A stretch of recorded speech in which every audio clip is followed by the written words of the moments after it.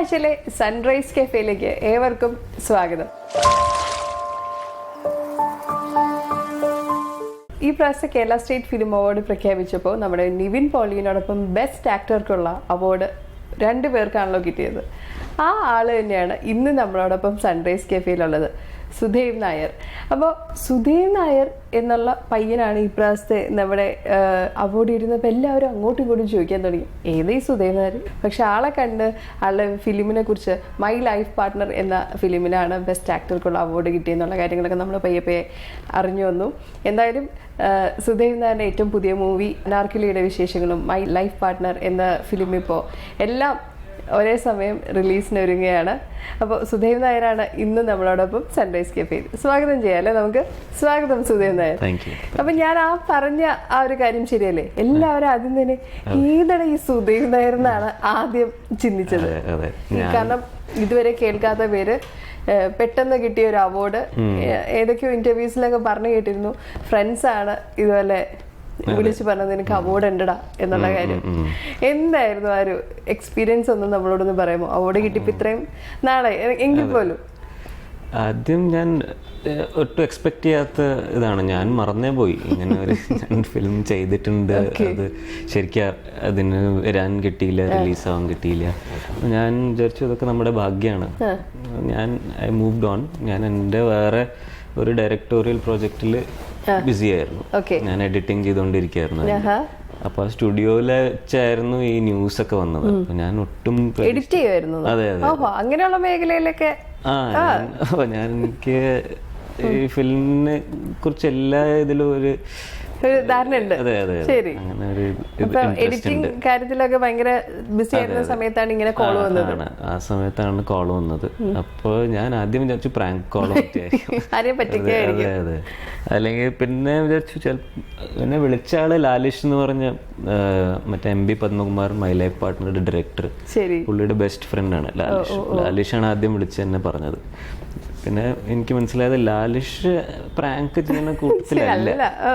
പിന്നെ ചിലപ്പോ തെറ്റിപ്പോയാലും വേറെ വല്ല അവാർഡ് ആയിരിക്കും. അല്ല, എങ്ങനെ വിളിച്ചു പറഞ്ഞ ഫോൺ വിളിച്ചു നിനക്കാണ് ഈ പ്രാവശ്യത്തെ അവാർഡ്, അതാണ് കൺഗ്രാറ്റുലേഷൻസ് എന്ന് ആദ്യം പറഞ്ഞു. ഞാൻ എന്തിനു കൺഗ്രാറ്റുലേഷൻ പറഞ്ഞു, കേട്ടില്ലേ അവാർഡ് സുധേവ് നായരും നിവിൻ പോളിക്കും സ്റ്റേറ്റ് അവാർഡ്. ഞാൻ സ്റ്റേറ്റ് അവാർഡ് ഇത് അതേ അവാർഡാണോ, വേറെ വല്ല സ്റ്റേറ്റ് അവാർഡ്, വേറെ വല്ല സ്റ്റേറ്റ് അവാർഡോ അങ്ങനെ ഒരു ചെറിയ അവാർഡോ മറ്റെന്തെങ്കിലും ഉണ്ടോ ചിലപ്പോ, ഇത് അതേ അവാർഡാണോ? അതെ, അങ്ങനെയൊക്കെ വിചാരിച്ചു. പിന്നെയാണ് മനസ്സിലായത് ന്യൂസൊക്കെ വെച്ചപ്പോ എന്റെ പേര് വരുന്നു സുധേവ് നായർ. നമ്മളെല്ലാവരും ഞെട്ടലോടെയാണ് സ്വീകരിച്ചത്. അതെ അതെ അതെ. പിന്നെ ഒരു ഫ്ലോയില് പിന്നെ പോയി. പിന്നെ അത് കഴിഞ്ഞിട്ട് ഒരു 1 വീക്കോളെങ്കിലും എനിക്ക് അതിനെ കുറിച്ച് ആലോചിക്കാൻ തന്നെ സമയം ഉണ്ടായിരുന്നില്ല.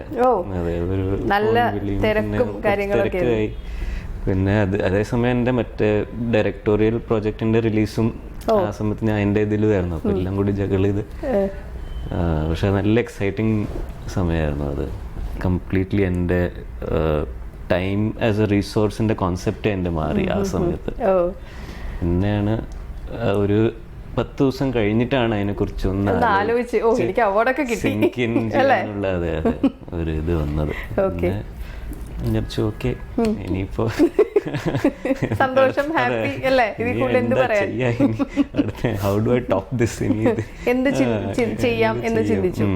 അപ്പൊ ഇപ്പൊ മൈ ലൈഫ് പാർട്ട്ണർ എന്ന ഫിലിം ആദ്യം കുറച്ച് കോൺട്രവേഴ്സി ഒക്കെ സൃഷ്ടിച്ചു. ഇപ്പൊ വീണ്ടും ഇപ്പം റിലീസ് ചെയ്യുന്ന ഒരുങ്ങാണ് അല്ലെ?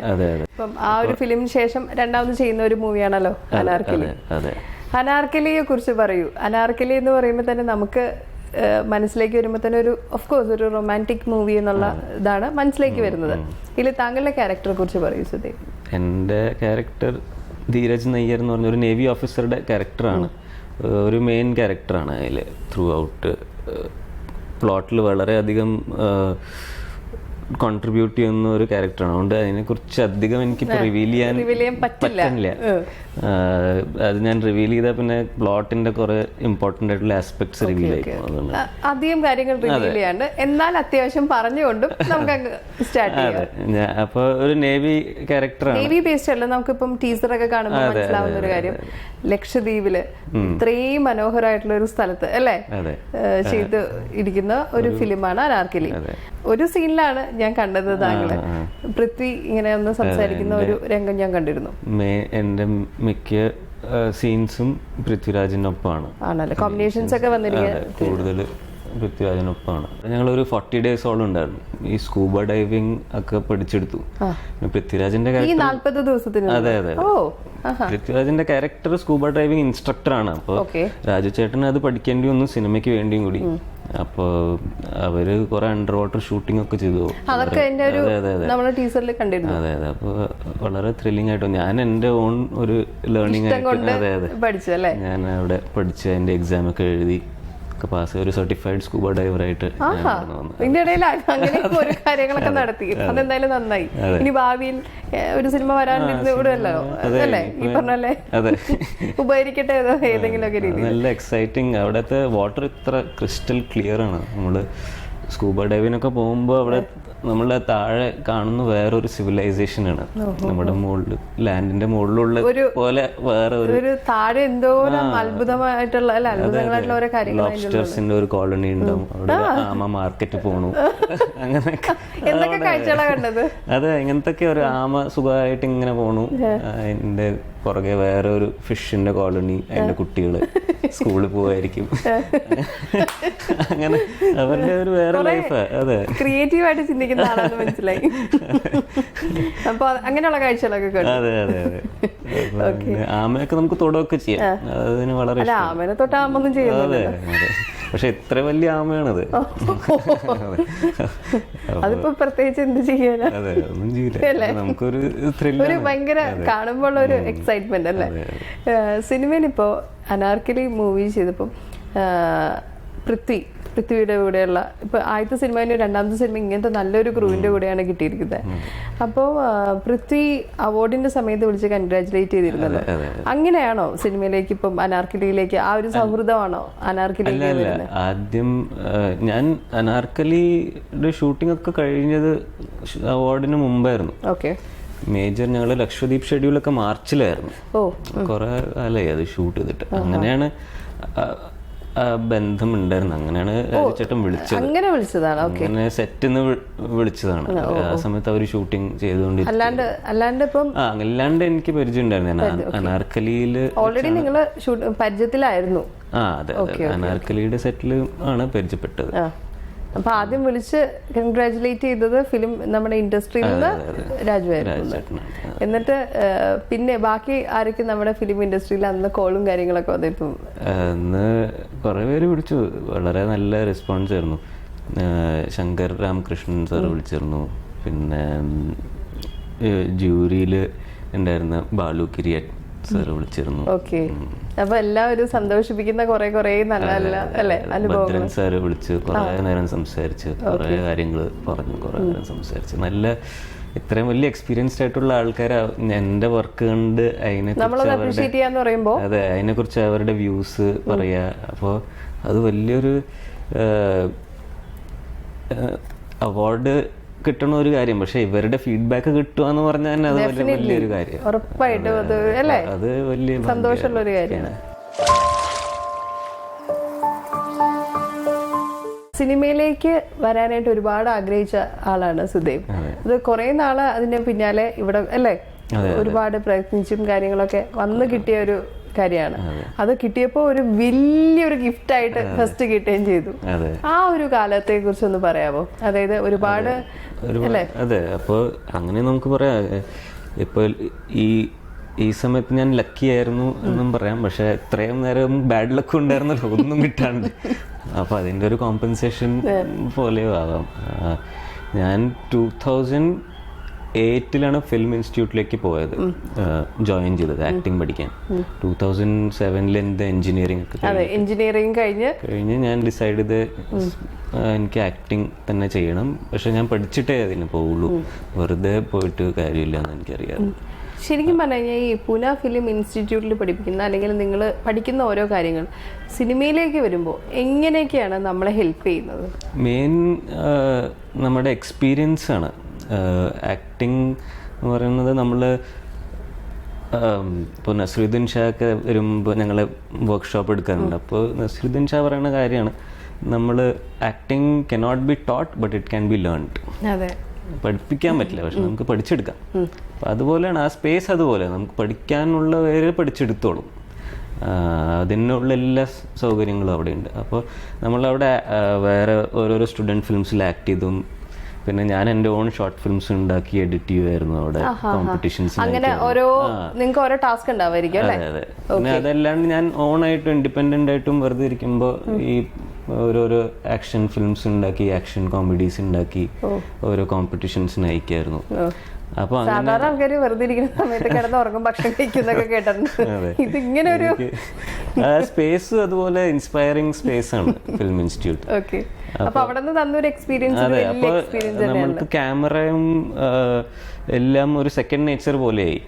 3 കൊല്ലം അവിടെ ഞാൻ സ്പെൻഡ് ചെയ്ത് കഴിഞ്ഞപ്പോഴേക്കും ക്യാമറയും സിനിമയെക്കുറിച്ചുള്ള അതിൻ്റെ ഓരോരോ ടെക്നീക്സും സെക്കൻഡ് നേച്ചറായി. അതിനെക്കുറിച്ച് ഇനി ആലോചിക്കേണ്ട ആവശ്യമില്ല. അപ്പോൾ അത് നമ്മൾ ആദ്യമായിട്ട് ഒരു ക്യാമറയുടെ മുമ്പിൽ വരുമ്പോഴും, ഞാൻ ഫസ്റ്റ് ടൈം അല്ലല്ലോ ക്യാമറയുടെ മുമ്പിൽ, ഞാൻ അതെ, ആ പേടിയില്ല, ആ ഒരു കോൺഷ്യസ്നെസ് ഇല്ല. അപ്പോൾ അതുകൊണ്ട് മൂവിയിലേക്ക് എങ്ങനെയാണ് എത്തിയത്? ഈ മൂവിയിലേക്ക് മൈ ലൈഫ് പാർട്ട്ണറിൽ ഞാൻ കുറേ വർഷങ്ങളായിട്ട് ബോംബെ കൊച്ചി അങ്ങനെ എവിടെയാണ് ചാൻസ് കിട്ടാന്ന് അങ്ങനെ നോക്കി നടക്കായിരുന്നു. അപ്പോൾ 4ാമത്തെ കൊച്ചി ട്രിപ്പിലാണ് ഒരുപാട് ഡയറക്ടേഴ്സിനെ ഇടയ്ക്ക് വന്ന് കാണാനും കുറെ പേരെ കാണാൻ ശ്രമിക്കലും വിളിക്കലും ഒക്കെ ഉണ്ടായിരുന്നു. ചിലവരെ കാണാൻ പറ്റി, ചിലവരെ കാണാൻ പറ്റിയില്ല. എനിക്ക് കണക്ഷൻസ് അങ്ങനെ ഒന്നും ഉണ്ടായിരുന്നില്ലല്ലോ. അപ്പോൾ കാണുന്ന പേരൊക്കെ ഞാൻ എൻ്റെ ഷോറിയിലൊക്കെ കാണിക്കുമ്പോൾ അവർ വളരെ പോസിറ്റീവായിട്ടേ പറയുള്ളൂ. നല്ല ഇതാണ്, നല്ല റോൾസ് ചെയ്യാൻ പാടുള്ളൂ ഒക്കെ പറയും. ഇപ്പം ഞങ്ങളുടെ അടുത്തൊന്നുമില്ല എന്നൊക്കെ നല്ല ഫീഡ്ബാക്ക് ആയിരുന്നു. ബോംബെയിൽ എന്താ പോയി ട്രൈ ചെയ്യാത്ത, നിങ്ങളുടെ ഇതിനു വേണ്ടി ബോംബെയിലാണ് കൂടുതൽ സ്കോപ്പ്. കുറച്ച് ഹൈറ്റും ഈ പറഞ്ഞ പോലെ കുറച്ച് കാര്യങ്ങൾ നോക്കുമ്പോൾ നോർത്തിലുള്ള കുറച്ച് കാര്യങ്ങൾ തോന്നുന്നു. പക്ഷെ അവിടെ പോയി നോക്കുമ്പോൾ എന്നേലും ഡബിൾ സൈസ് ഉള്ള ആൾക്കാരാണ് അവിടെ എനിക്ക് അങ്ങനെ ഒരു കുഴപ്പമുണ്ടല്ലേ? അവിടെ പക്ഷെ ഇതിന്റെ ഇടയ്ക്ക് ഒരു ഹിന്ദി മൂവി അല്ലേ? അതെ, ഗുലാബ് ഗാങ് എന്ന് പറഞ്ഞ ഒരു ഹിന്ദി ഫിലിമിൽ നെഗറ്റീവ് റോളാണ് ചെയ്തിരുന്നത്. എനിക്കത് അതിനെ കുറിച്ച് തന്നെ എപ്പോഴെങ്കിലും തന്നെ ഇവിടെ ഇരിക്കുമ്പോൾ ഒരു വില്ലൻ ലുക്ക് തോന്നുന്നില്ല. ഫ്രണ്ട്സ് ആരെങ്കിലും ഒക്കെ പറയാറുണ്ട് നിന്നെ കാണാൻ ഒരു വില്ലനെ പോലെ ഇരിക്കുന്നടാന്ന്. അവിടെ ബോംബെയിലും ആദ്യം എന്റെ ഫോട്ടോസ് ഒക്കെ കൊടുത്ത എനിക്ക് വിളി വരുന്നത് എല്ലാ വില്ലൻ റോൾസ്. അതെ, വില്ലൻ ആയിട്ട് തന്നെ. അപ്പോഴാണ് അത് ഞാൻ സ്വന്തമായിട്ട് തന്നെ ഒരു സ്ക്രിപ്റ്റ് എഴുതി ഡയറക്റ്റ് ചെയ്ത് അതിൽ ഹീറോ ആയിട്ട്. എന്നാ പിന്നെ ശരിയാക്കി തരാം. വേറെ ആരും തരാത്ത റോള് ഞാൻ തന്നെ ചെയ്യും. അതെന്തായിരുന്നു ഇപ്പം സ്വന്തമായിട്ട് എഴുതിയ സ്ക്രിപ്റ്റ്? നോട്ട് ഫിറ്റ് എന്ന് പറഞ്ഞ ഒരു വെബ് സീരീസ്. അവിടെ അങ്ങനെയാണല്ലോ പതിവ്. നമ്മൾ ആക്ടേഴ്സ് ആയിട്ട് പോകുമ്പോൾ ഓരോരോ ഓഡിഷന് നമ്മൾ പോയി ചോദിക്കണം, ഞാൻ ഫിറ്റ് ആണോ ഈ ഓഡിഷന് വേണ്ടി. അപ്പോൾ അവർ പറയും നോട്ട് ഫിറ്റ്. അപ്പോൾ തിരിച്ചു പോകണം. അങ്ങനെയാണ് അത് നോട്ട് ഫിറ്റ് എന്ന്. അപ്പോൾ അതൊരു സ്ട്രഗ്ലിംഗ് ആക്ടറുടെ ഒരു ജേർണിയും ഒരു കോമഡിയും. പിന്നെ അത് മോക്യുമെന്ററി ഫോർമാറ്റാണ്. ആദ്യമായിട്ടാണ് ഇന്ത്യയിൽ അങ്ങനെ ഒരു ഫോർമാറ്റ് ആരും എക്സ്പ്ലോർ ചെയ്തിട്ടില്ല. അതാണ് എനിക്ക് ആ ഫോർമാറ്റ് വളരെയധികം ഇഷ്ടമാണ്. അപ്പോൾ അത് പറഞ്ഞ പോലെ ആരും ചെയ്യാത്തപ്പോൾ ഞാൻ തന്നെ ചെയ്തു. ആരെങ്കിലും ചെയ്യണ്ടേ? അപ്പോൾ അത് നല്ല രസമായിരുന്നു. ഫിലിം ഇൻസ്റ്റിറ്റ്യൂട്ടിൽ തന്നെ ആക്ടേഴ്സ് ആയിരുന്നു. അപ്പോൾ വർക്ക് ചെയ്യൽ വളരെ നല്ല ഇതായിരുന്നു. കാര്യങ്ങളൊക്കെ കുറച്ചും കൂടി എളുപ്പമായി. അതെ, കാര്യങ്ങൾ എളുപ്പമായി. അപ്പോൾ വെബ് സീരീസ് എന്ന് പറഞ്ഞാൽ ബോംബെയിൽ വലിയൊരു സംഭവമാണ്. ഇന്റർനെറ്റ് സ്പേസ് ഇപ്പോൾ വളരെയധികം ഓപ്പൺ ആയിട്ട് വളരെ ഡെമോക്രാറ്റിക് ആയിട്ടുള്ള ഒരു സ്പേസാണ്. അവിടെ ഈ മാർക്കറ്റ് ഫോഴ്സസും അങ്ങനത്തെ ലിമിറ്റേഷൻസ് ഇല്ല. പുതിയ ഫോർമാറ്റ്സ് എക്സ്പ്ലോർ ചെയ്യാം, പുതിയ ടൈപ്പ് സ്റ്റോറീസ് നമുക്ക് പറയാം. കോണ്ടന്റ് നല്ലതാണെങ്കിൽ അതിന് ഓഡിയൻസും ഉണ്ട്. അപ്പൊ നമ്മുടെ റീച്ച് അതുപോലെ കിട്ടും. അങ്ങനത്തെ ഒരു ഇതിലാണ് ഇപ്പോൾ ചെയ്തിരിക്കുന്നത്. അതെ അതെ. അപ്പോൾ ഇത് അതെ മെയിൻ സ്ട്രീമിൽ നമുക്ക് ഇങ്ങനത്തെ കോണ്ടന്റ് കാണാൻ റിസ്ക് വളരെയധികം കൂടുതലാണ്. പക്ഷെ വെബിൽ എല്ലാത്തിനും ഓഡിയൻസ് ഉണ്ട്. അപ്പൊ അങ്ങനെ ഇതാണ്. അപ്പൊ അതിന്റെ 3 എപ്പിസോഡ് ഓൾറെഡി റിലീസ് ആയി കഴിഞ്ഞു. ഇപ്പം യൂട്യൂബിൽ നമുക്ക് എല്ലാവർക്കും കാണാം. വെനസ്ഡേയും അതിന്റെ ഓരോരോ എപ്പിസോഡ്. എന്താണ് അപ്പം സെർച്ച് ചെയ്യേണ്ടത് നമ്മള്? നോട്ട് ഫിറ്റ് ഡൈസ് ആണ് പ്രൊഡക്ഷൻ ഹൗസിന്റെ പേര്. യൂട്യൂബ് ചാനലിന്റെ പേര് ഡൈസ് ആണ്. ശരി, അപ്പൊ എന്തായാലും ഒന്ന് വാച്ച് ചെയ്യണം. വാച്ച് ചെയ്യണം. അത് ഒരു ഡിഫറെന്റ് കോമഡി. ഇതുവരെ ഞാൻ ചെയ്തിരിക്കുന്ന എല്ലാ റോൾസിനും കംപ്ലീറ്റ് ഓപ്പോസിറ്റ് ആണ്. അത് കോമഡി ഇതാണ് മറ്റേ മൈ ലൈഫ് പാർട്ട്ണറുടെ ഞാനും നോട്ട് ഫിറ്റിൽ ഞാനും നോക്കി അത് സെയിം ആളാണെന്നും കൂടി ചിലപ്പോൾ പറയാൻ പറ്റില്ല. തീർച്ചയായിട്ടും ഒരു ആക്ടറിനെ സംബന്ധിച്ചിടത്തോളം വേണ്ടുന്ന ഒരു കാര്യം അതാണല്ലോ. ഈ പറയുന്ന ശരിക്കും ഒരു ഇന്ന കഥാപാത്രം ആയിട്ട് ഇങ്ങനെ പോവരുത്, വ്യത്യാസം വേണമല്ലോ. അപ്പം ഇതില് സ്റ്റീരിയോ ടൈപ്പ് ആവരുത്. അനാർക്കലിയിൽ ഞാൻ ചെയ്യുന്നത് വേറെ. അനാർക്കലിയിലെ കാര്യം ചോദിച്ചപ്പോഴാ എങ്ങനെയുണ്ടായിരുന്നു ആ ഒരു ഇപ്പൊ പൃഥ്വിയായിട്ടുള്ള കോമ്പിനേഷൻ സീൻസിന്റെ ഒക്കെ കാര്യങ്ങൾ പറഞ്ഞു. അതെ അതെ, എങ്ങനെയുണ്ടായിരുന്നു? ഞാൻ ആദ്യം ഭയങ്കര നെർവസ് ആയിരുന്നു. ഇങ്ങനെയൊക്കെ പൂനെയിലാണ്, പൂനെ ഫിലിം ഇൻസ്റ്റിറ്റ്യൂട്ടിൽ പഠിച്ചാണെന്നൊക്കെ പറയാൻ കുറച്ച് പേടിയാണ്. അതെ അതെ, പിന്നെ പൃഥ്വിരാജിന്റെ കൂടെ ആദ്യത്തെ സീൻ തന്നെ എന്റെ പൃഥ്വിരാജിന്റെ കൂടെ ആയിരുന്നു കവരത്തിയിൽ, ലക്ഷദ്വീപില്. ടേക്കൊക്കെ പോകേണ്ടി വന്നോ? കൊറേ. അതിന് അത് ഞാൻ ഒരു നെർവസ് എനർജി വന്നു എന്റെ പെർഫോമൻസിലേ വന്നു. അപ്പൊ രാജേട്ടൻ പറഞ്ഞു എൻ്റെ അടുത്ത് ഇത് ഒരു മെച്യൂരിറ്റി, ഒരു നേവിക്കാരനെ പോലെ ഒരു. അപ്പോൾ എനിക്ക് കുറച്ചൊന്ന് റിഫ്ലക്ട് ചെയ്യേണ്ടി വന്നു. അയ്യോ അത് പറഞ്ഞത് ശരിയാണല്ലോ, ഞാനത് കൈവിട്ടു പോകും. പിന്നെ അത് ഞാൻ ഒന്ന് ഒരു അപ്പോഴേക്കും പിന്നെ രാജുചേട്ടൻ്റെ കൂടെ കുറച്ച് ഇന്ററാക്ഷൻ ആയി. അപ്പൊ ഞാൻ റിലാക്സ്ഡ് ആയി. വളരെ ഈസിയാണ്. നമ്മള് ഇങ്ങനെ ഇത്ര വലിയ സ്റ്റാർ ആണെന്നൊക്കെ നമ്മൾ ഇങ്ങനെ ധാരണ വെച്ച് പോകുമ്പോഴാണ് കുഴപ്പമാവുന്നത്. പക്ഷെ ഭയങ്കര ഈസിയാണ് അത്. പിന്നെ ചിത്രത്തില് ഇതുപോലെ തന്നെ പൃഥ്വിരാജ്, അതുപോലെ തന്നെ ബിജു മേനോൻ, ബിജുചേട്ടനായിട്ട് എങ്ങനെയാണ്? ബിജുചേട്ടന് അതുപോലെ തന്നെ ഭയങ്കര കോമഡി.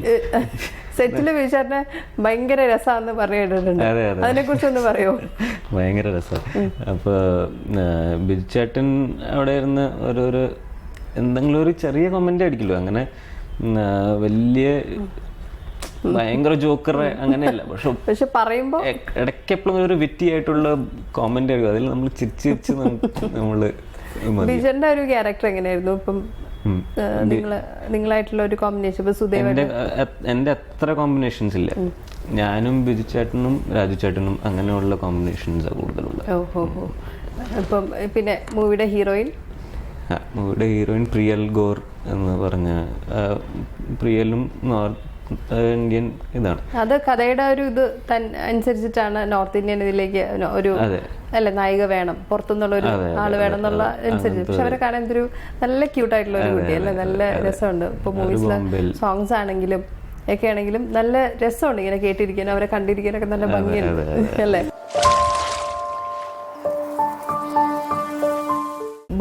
ബോംബെയിലായിരുന്നല്ലോ ഇപ്പൊ ഇത്രയും നാൾ, ഇപ്പോഴും ബോംബെയിൽ തന്നെയാണ്. അപ്പം അങ്ങനെ ഇരിക്കുമ്പോ ഒരു ഞാൻ കൊച്ചിയിൽ എവിടെയെങ്കിലും മതിയായിരുന്നു, ഈ ബോംബെയിലായിരുന്നു ഇച്ചിരി കഷ്ടമായി എന്ന് തോന്നിയിട്ടുണ്ടോ ഫിലിം ഇപ്പൊ ഇൻഡസ്ട്രിയിലേക്ക് വന്ന ഒരു സമയത്തെ കുറിച്ച് ആലോചിച്ചപ്പോ? അതെ, നേരത്തെ ഞാൻ ഫിലിം ഇൻസ്റ്റിറ്റ്യൂട്ടിൽ നിന്ന് പാസ് ഔട്ട് ആയപ്പോൾ ഞാൻ വിചാരിച്ചു ഞാൻ കൊച്ചിയിൽ ഒന്ന് സെറ്റിലായി ഇവിടുത്തെ ഇൻഡസ്ട്രിയിൽ വർക്ക് ചെയ്യണമെന്നാണ്. പക്ഷെ ഇവിടെ ഓപ്പർച്യൂണിറ്റി കിട്ടിയില്ല ഒന്നും. അങ്ങനെ തിരിച്ച് ബോംബെയിൽ പോയത്. പിന്നെ അവിടെ ലക്കിലി അവിടെ ഒരു സിനിമ കിട്ടി. പിന്നെ അവിടെ ഒന്നും കിട്ടാണ്ടായപ്പോൾ ഇങ്ങോട്ട് വന്നു. ഇപ്പോൾ എൻ്റെ രണ്ടിടത്തും ഒരുവിധം ഒരു ഇതാവാൻ തുടങ്ങി, ബാലൻസ് ആവാൻ തുടങ്ങി. അപ്പോൾ എന്നാലും എനിക്ക് ഒരു കുറച്ചുകൂടി സോഫ്റ്റ് കോർണർ കേരളത്തിനോടാണ്. സാധാരണ ആളുകൾ ഇപ്പൊ എവിടെയാണോ ജനിച്ചടന്ന് പറയാ എനിക്ക് ബോംബെ അല്ലെങ്കിൽ എനിക്ക് ഇന്ന സ്ഥലം ഇവിടെ ഇഷ്ടമാണ്. ഇവിടെ എനിക്കിഷ്ടം. ഇവിടെ എവിടെയാണ് ശരിക്കും? എൻ്റെ വീട് നോർത്ത് പറവൂറാണ്. പറവൂരുകാരനാണ് അപ്പൊ. അതെ, ഇത്രയും സുന്ദരനും സുശീലനും അങ്ങനെ കുറച്ച് സുന്ദരന്മാരൊക്കെ ആയിരിക്കും. ഇങ്ങനെ വളരെ സോഫ്റ്റ് സ്പോക്കൺ ആക്കിയിട്ട് ഇരിക്കുമ്പോഴും കുറെ കുസൃതിയുള്ള കാര്യങ്ങളൊക്കെ സുദേവിന്റെ അടുത്തുനിന്ന് വരുന്നുണ്ട്. വീട്ടിലാരൊക്കെ ഉണ്ട് പറയും? വീട്ടിൽ അച്ഛനും അമ്മയും അമ്മൂമ്മയുണ്ട്. അവിടെ ബോംബെ തന്നെ? ഓക്കെ. അനിയനുണ്ട്. അനിയൻ TCS വർക്ക് ചെയ്യണം, ആംസ്റ്റർഡാമിലാണ്. ഓക്കെ. സ്വാഭാവികമായിട്ടും ഇപ്പം നല്ലൊരു മൂവി ഇപ്പൊ ചെയ്തിട്ടിരിക്കുന്നു, അതൊക്കെ നല്ല കാര്യം. ഇനി കുറച്ച് പേഴ്സണൽ കാര്യത്തിലേക്ക് പോവാണ്. ബോംബെയിലേക്ക് ജനിച്ചു വളർന്ന ഒരു നല്ലൊരു പയ്യൻ, നല്ല സുന്ദരികളായിട്ടുള്ള കുട്ടികളുള്ള സ്ഥലം ബോംബെ. നാട്ടിലും സുന്ദരികള് അല്ല, എന്നാലും അവിടെ ആയിരുന്നല്ലോ.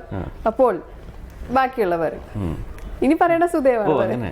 ഇപ്പൊ എനിക്ക് സിംഗിൾ മൈൻഡഡ് ഫോക്കസ് ഫിലിംസ് മാത്രം. അപ്പൊ ഇതിനു മുന്നേ ഒന്നും ഉണ്ടായിട്ടില്ലേ? അഫയർ ഒന്നും ഉണ്ടായിട്ടില്ല? ഇല്ല, അഫയർ മുഖത്ത് നോക്കൂ, നോണ പറയണോ? അതൊക്കെ നമ്മുടെ ലൈഫിന്റെ എക്സ്പീരിയൻസ് ഓരോരോ ഗെയിൻ ചെയ്യാനുള്ള ഇതാണ്. ഞാൻ കംപ്ലീറ്റ്ലി ഫോക്കസ്ഡ് ആയിരുന്നു ഫിലിമിലേക്ക്. ഇനിയിപ്പോ നോക്കാലോ അല്ലേ? നോക്കിയിട്ടില്ല. അല്ല, ഇനിയിപ്പോ ആവാൻ കിടക്കണേ ഉള്ളൂ. കാര്യങ്ങൾ ഓരോന്ന് ഇനിയൊന്ന് സെറ്റ് ആവട്ടെ. അതെ, നടക്കട്ടെ. കുറെ കൂടി miles to go before I sleep എന്ന് പറഞ്ഞു. അതെ, നടക്കട്ടെ. അതെ, അതിന്റെ സമയമാകുമ്പോ അത് തന്നെ ആയിക്കോളും.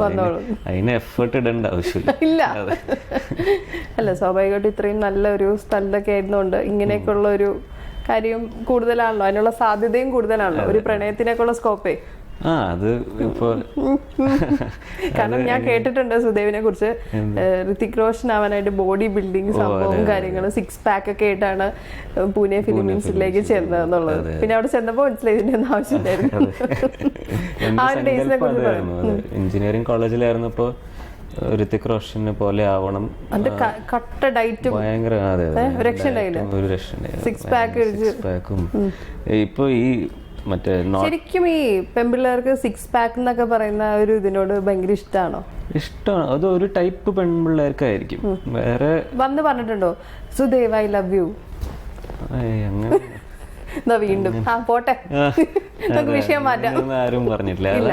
അതാണ് എനിക്കും ഭയങ്കര അത്ഭുതം. ഇതുവരെ ആരും അങ്ങനെ എന്താ പറയാത്തത്? ഇത് നമ്മുടെ കേരളത്തിലുള്ള ലക്ഷം പെൺപിള്ളേരെ പെൺകുട്ടികളെ കണ്ടോണ്ടിരിക്കുന്ന ഒരു പ്രോഗ്രാമാണ് കേട്ടോ. അപ്പൊ സാധ്യത ഇല്ലാതില്ല അല്ലേ? അങ്ങനെയാണ്, നല്ലതാണ്. മലയാളിയെ തന്നെ കല്യാണം കഴിക്കണം അങ്ങനെയൊക്കെയാണല്ലോ ആഗ്രഹം അല്ലേ? ഇല്ല, അങ്ങനെയൊന്നുമില്ലേ? അപ്പൊ എന്നാലും ഒരു പ്രതീക്ഷ. ഭയങ്കര ലിമിറ്റേഷൻസ് എന്തിനാ വെറുതെ വെക്കുക? ആളൊന്നും വിചാരിച്ച പോലെയൊന്നും അല്ല. നമ്മൾ വിചാരിച്ചു ഒരു പാവായിരിക്കും, പക്ഷെ ഓരോ കാര്യങ്ങൾ സംസാരിച്ചു വരുമ്പോഴാണല്ലോ അല്ലേ? പാവം ഒട്ടുമല്ല. അല്ല, ഒട്ടുമല്ല. ഒരു ആർട്ടിസ്റ്റിക് എൻഡെവറിലേക്ക് പോകുമ്പോ പാവമായിട്ട് എങ്ങനെ നമുക്ക് ചെയ്യും? ഓഹോ, അങ്ങനെയൊക്കെയാണ് കാഴ്ചപ്പാടുകള്. ഓഹോ, ഒരു ഇപ്പോഴത്തെ മലയാളം ഫിലിം ഇൻഡസ്ട്രിയിലെ പുതിയൊരാളുടെ കാഴ്ചപ്പാടിനെ കുറിച്ചാണ് നമ്മളിപ്പോ സംസാരിച്ചുകൊണ്ടിരിക്കുന്നത്. എല്ലാവരും വേൾഡിലെ ഏറ്റവും ഗ്രേറ്റസ്റ്റ് ആർട്ടിസ്റ്റ് ഏറ്റവും കൂടുതൽ മിസ്ചീവിയസും നൊട്ടോറിയസും ആയിരുന്നു. അങ്ങനത്തെ മൈൻഡ് സെറ്റ് ഉള്ള പേർക്ക് ആർട്ടിസ്റ്റ് ആവാൻ പറ്റും. ഇതൊക്കെ അങ്ങനെ പഠിച്ചു വെച്ചിട്ടാ വന്നേക്കുന്നത്. കൊള്ളാം. ഇനി വേറെ ആരെങ്കിലും പറഞ്ഞിട്ടുണ്ടോ എപ്പോഴെങ്കിലും? എനിക്കിപ്പോ ഇങ്ങനെ സംസാരിച്ചോണ്ടിരിക്കുമ്പോ നമ്മുടെ ആക്ടർ ആര്യയില്ലേ, ആര്യയുടെ ഒരു കട്ടുണ്ട് ഓന്ന് എനിക്ക് തോന്നിയാണ്. അതിൽ ആരെങ്കിലും പറഞ്ഞിട്ടുണ്ട്? കാരണം ആര്യ ഇപ്പൊ ഇച്ചിരി വെച്ചിട്ടിരിക്കുക. അതെ, ആര്യ ഒന്ന് ക്ഷീണിക്കുകയാണെങ്കിൽ എനിക്ക് തോന്നുന്നു ഈ സൈഡ് കട്ടോ എവിടേക്കോ ആര്യയുടെ ഒരു കട്ടുണ്ടെന്ന് ആരെങ്കിലും ഫ്രണ്ട്സ് ഒക്കെ പറഞ്ഞിട്ടുണ്ട്. രഘുവരന്റെ ഒരു സ്ക്രീൻ പ്രസൻസ് അതുപോലെ ഉണ്ടെന്ന് കുറെ പേര് പറഞ്ഞു. എന്താ പറയാ, ഒരു വെയിറ്റ് എന്റെ സ്ക്രീനിൽ എന്റെ പ്രസൻസിന്റെ വെയിറ്റ് അതുപോലെ ഉണ്ട്, അതും കുറെ പേര് പറഞ്ഞിട്ടുണ്ട്. പിന്നെ ഞാൻ ഋതിക് റോഷനെ ഏപ്പ് ചെയ്ത ആളാണല്ലോ. ഒരു സമയത്ത് എന്റെ വോയിസും കൂടി ഋതിക് റോഷനെ പോലെ ആയിട്ടുണ്ട്. എന്തൊക്കെ ഞാൻ കേൾക്കണം. അതെ, അതൊക്കെ എത്ര കഷ്ടപ്പെട്ടിട്ടാണ് ഞാൻ അത് ബ്രേക്ക് ചെയ്ത് എന്റെ ഓൺ ഒരു സ്റ്റൈൽ. അത് ഫ്രണ്ട്സ് ഒക്കെ എപ്പോഴും പറഞ്ഞിട്ടുണ്ട്. അതെ അതെ അതെ, എഞ്ചിനീയറിംഗ് കോളേജിലൊക്കെ ഞാൻ full Hrithik Roshan look like ആയിരുന്നു. എന്നിട്ട് ഒരു പെൺകുട്ടി വന്ന് പ്രപ്പോസ് ചെയ്തില്ലെന്ന് പറയുമ്പോഴാണ് ഈശ്വര, അത് കൊണ്ടായിരിക്കും ഈ ഋതിക് റോഷന്. അന്നത്തെ കൊറേ ഇങ്ങനെ ഓരോ വട്ടുകളൊക്കെ ഒപ്പിച്ചു വെച്ചിട്ടുണ്ടാവില്ലേ? അതിനെ കുറിച്ചൊക്കെ ഒന്ന് റീകളക്ട് ചെയ്യാൻ പറ്റുമോ? ഹോസ്റ്റൽ റൂമിൽ ഋതിക് റോഷന്റെ പോസ്റ്റർ ആയിരുന്നു. അങ്ങനെയൊക്കെ ഫുൾ ഋതിക് റോഷൻ ഋതിക് റോഷൻ ഇത് വല്ലതും അറിയുന്നുണ്ടോ എന്തോ? ഋതിക് റോഷന്റെ അടുത്ത് ഋതിക് റോഷനെ കാണാൻ വേണ്ടി ഞാൻ ഒരു ജൂനിയർ ആർട്ടിസ്റ്റ് ആയിട്ട് ഒരു ആഡില് പോയി. എന്തൊക്കെ കഷ്ടപ്പാടുകളാണ് നോക്കൂ. എന്നിട്ട് റോഷനെ കാണാൻ കണ്ടോ? എന്നിട്ട് കണ്ടു വാൻഖേഡെ സ്റ്റേഡിയമിലായിരുന്നു. ഋതിക് റോഷന്റെ ആഡ് ആയിരുന്നു. ഋതിക് റോഷനും സൗരവ് ഗാംഗുലിയും ക്രിക്കറ്റ് കളിക്കുന്ന. അപ്പൊ അവരവിടെ പിച്ചിലായിരുന്നു. ഞങ്ങളുടെ ഓഡിയൻസില് ജൂനിയർ ആർട്ടിസ്റ്റ് സ്റ്റാൻഡില് അവിടെ രാത്രിത്തെ ഷൂട്ട് അത് കാണാനില്ല. അങ്ങനെ പിന്നെ ഒരാള് എന്റെ അടുത്തിരിക്കുന്ന ഒരു ചെറുക്കൻ ഋതിക് എന്ന് പറഞ്ഞ് അങ്ങനെ ഒരു വിളി വിളിച്ചു. അപ്പൊ ഋതിക് അവിടെ നിന്ന് കൈ കാണിച്ചു. അതായിരുന്നു അല്ലേ? ഇനിയിപ്പോ കുറച്ച് 1-2 ഫിലിംസ് ഇപ്പൊ അനാർക്കലി കഴിഞ്ഞു. അപ്പൊ ഇനി ഇതുപോലെ തന്നെ കുറെ ആളുകള് ഈ പറഞ്ഞ പോലെ ആരാധകർ ഒന്ന് സുദേവിന്റെ ഒരു നോട്ടത്തിനൊക്കെ വേണ്ടി നിൽക്കും. ആ ഒരു കാലം വരും അല്ലേ? അയ്യോ, അത് ഇങ്ങനെ ആർക്ക് പറയാൻ പറ്റും? എന്താണ് അത് ആർക്ക് അത് പറയാൻ പറ്റില്ലല്ലോ. ഇപ്പൊ പക്ഷെ ഇപ്പൊ എൻ്റെ ഏറ്റവും വലിയ ആഗ്രഹം എന്ന് വെച്ചാൽ ലാലേട്ടൻ, അത് ഋത്തിക് റോഷൻ ടു ലാലേട്ടൻ ആയിരുന്നു എൻ്റെ ട്രാൻസിഷൻ ഫിലിം ഇൻസ്റ്റിറ്റ്യൂട്ടിൽ. ലാലേട്ടൻ എനിക്ക് എപ്പോഴും ഇഷ്ടമായിരുന്നു, പക്ഷേ റോൾ മോഡലിലായിരുന്നത് എൻ്റെ ഋത്തിക് റോഷനായിരുന്നു. പിന്നെയാണ് ഫിലിം ഇൻസ്റ്റിറ്റ്യൂട്ടിൽ പോയ ഓരോരോ കാര്യങ്ങൾ സംഗതികൾ മനസ്സിലായി. അപ്പോഴും മലയാളം ഫിലിം ഇൻഡസ്ട്രിയിൽ നടക്കുന്ന ഓരോ കാര്യങ്ങളൊക്കെ ഇങ്ങനെ വാച്ച് ചെയ്ത് കാണുകയും ഒക്കെ ചെയ്യുന്നുണ്ടായിരുന്നു. ഞാൻ അവിടെ എൻ്റെ എക്സ്പോഷർ വേറെ ആയിരുന്നു, വേൾഡ് സിനിമ, അതെ. അപ്പോൾ കറണ്ട് സിനിമയായിട്ട് അത്ര ബന്ധം ഉണ്ടായിരുന്നില്ല. പോപ്പുലർ കൊമേഴ്ഷ്യൽ സിനിമ അവിടെ അത്ര ഇമ്പോർട്ടൻസ് അതിന് കൊടുക്കാറില്ല. എന്നാലും ഈ പറയുമ്പോഴും വാനപ്രസ്ഥം, ഇങ്ങനത്തെ ഷാജി അൻകറിന്റെ സിനിമ, അതൊക്കെ അവിടെ വളരെയധികം ഇമ്പോർട്ടൻസ് ഉള്ള ഇതാണ്. അപ്പോൾ ഇനി അടുത്തൊന്ന് ലാലേട്ടനെ കാണുക ആഗ്രഹം. അതെ, ലാലേട്ടനെ കണ്ട് ലാലേട്ടൻ്റെ ഇന്റർവ്യൂസ് ഒക്കെ കണ്ട് അതിൽ നിന്ന് ഓരോരോ കാര്യങ്ങൾ അബ്സോർവ് ചെയ്ത് ലാലേട്ടൻ ആക്ടിങ്ങിനെ കുറിച്ച് എപ്പോഴാണ് എവിടെയാണ് പറയാന്ന് ഇങ്ങനെ കാത്തു നിൽക്കും. എവിടെയെങ്കിലുമൊക്കെ ചിലപ്പോൾ ഓരോരോ ലൈനൊക്കെ ഇങ്ങനെ പറയും. അധികം സംസാരിക്കില്ല ലാലേട്ടനെ കുറിച്ച്. പിന്നെ ഇടയ്ക്ക് ഒരു ഇന്റർവ്യൂ വന്നിരുന്നു ജോൺ ബ്രിട്ടാസിന്റെ കൂടെ, ലാലേട്ടൻ്റെ വലിയൊരു ഇന്റർവ്യൂ യൂട്യൂബിൽ. അത് ഭയങ്കര, അതൊരു മാസ്റ്റർ ക്ലാസ് ആണ്, ആക്ടിങ് മാസ്റ്റർ ക്ലാസ് അത്. അപ്പോൾ അങ്ങനത്തെ ഒക്കെ ഓരോരോ ഇതാണ്, അതാണ് ആക്ടിങ്ങിന്റെ ഏറ്റവും ഇമ്പോർട്ടൻ്റ് ആയിട്ടുള്ള ലെസൺസ്. ഈ വേറെ വലിയ ആക്ടേഴ്സിനെ സംസാരിക്കുന്ന കേൾക്കുക.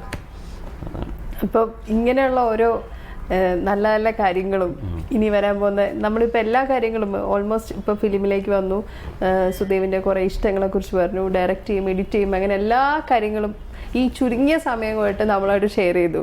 അപ്പോൾ ഇനി വരാൻ പോകുന്ന ആ ഒരു നേരത്തെ പറയാൻ ലാലേട്ടനെ കാണണം, ഒന്ന് സംസാരിക്കണം, അല്ലെങ്കിൽ അങ്ങനെ ഇനി അടുത്ത ഫിലിം ലാലേട്ടൻ്റെ കൂടെ ഉള്ളപ്പോൾ ആവട്ടെ അല്ലേ. എല്ലാ ആശംസകളും. അതെ, തീർച്ചയായിട്ടും. അപ്പൊ എന്തായാലും എല്ലാ ആശംസകളും ഞങ്ങൾ നൽകുന്നു. ഇവിടെ ഇരുന്നിട്ട് എനിക്ക് വിടാന്നല്ല, കാരണം കുറെ കാര്യങ്ങൾ ഇങ്ങനെ ചോദിച്ച് നല്ല രസമുണ്ടായിരുന്നു, നല്ലൊരു ചാറ്റായിരുന്നു. അതെ. അപ്പൊ എന്തായാലും ഇനി നമ്മുടെ വ്യൂവേഴ്സിന്റെ അടുത്ത് എന്താണ് നമ്മുടെ ഈ മൂവിനെ കുറിച്ച് പറയാനുള്ളത്? എല്ലാവരും തീർച്ചയായും തിയേറ്ററിൽ പോയി കാണണം. വലിയ സ്കെയിലുള്ള ഭയങ്കര എന്റർടൈനിങ് ആയിട്ടുള്ള ഒരു സിനിമയാണ്. അതേപോലെ ലവിൻ്റെയും റിലേഷൻഷിപ്സിൻ്റെയും വാല്യൂസ് ഉള്ള ഒരു ഫിലിമാണ്. എല്ലാവരും ഫാമിലിയെ കൂടെ പോകണം, കാണണം. അതുപോലെ മൈ ലൈഫ് പാർട്ട്ണറും അടുത്ത് തന്നെ റിലീസ് ഉണ്ടാവും. അത് കംപ്ലീറ്റ്ലി ഡിഫറെൻ്റ് ആയിട്ടുള്ള സിനിമയാണ്, അതിൻ്റെ വേറൊരു എൻജോയ്മെൻ്റ് ആണ്. അതും എല്ലാവരും തീർച്ചയായും പോയി തിയേറ്ററിൽ കാണണം. എൻ്റെ ഡയറക്ടോറിയൽ ഡെബ്യൂ നോട്ട് ഫിറ്റ് യൂട്യൂബിലുണ്ട്, എല്ലാവരും അതും കാണണം, എന്നെ സപ്പോർട്ട് ചെയ്യണം. താങ്ക്സ്. അപ്പോൾ എന്തായാലും സുദേവ്, വീണ്ടും ഞാൻ പറയുന്നു, ഒരുപാട് ആശംസകൾ. ഇനിയും നല്ല സിനിമകളൊക്കെ ചെയ്യുമ്പോൾ നമ്മുടെ പ്രോഗ്രാമിലേക്ക് കൂടി ഒന്ന് വന്ന് സ്പെൻഡ് ചെയ്യാനുള്ള കാര്യം കൂടി ഒന്ന് ആലോചിക്കുക. അതെ. അപ്പോൾ എന്തായാലും ഒരുപാട് സന്തോഷം. Thank you so much.